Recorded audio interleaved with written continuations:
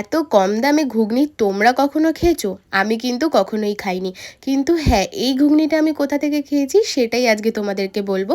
তো কিছুদিন আগে মা আর আমি গিয়েছিলাম গুমাতে।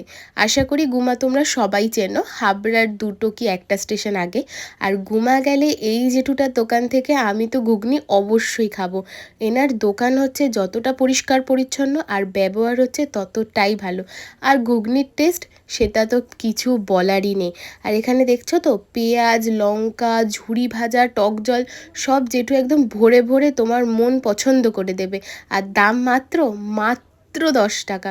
তোমরা বলতেই পারো যে মাত্র কেন বললাম, কারণ আমাদের কলকাতাতে তোমরা 10 টাকাতে ঘুগনি এখন পাবেই না। আর এটা হচ্ছে শিয়ালদা দিক থেকে আসার সময় যে ২ নম্বর প্ল্যাটফর্ম, সেখানেই জেঠু বসে। আর আমার মায়ের তো এনার দোকানের ঘুগনি ভীষণ পছন্দ। তো তোমরা যদি কখনো গুমাতে আসো অবশ্যই ট্রাই করে দেখো, ভালো লাগবে।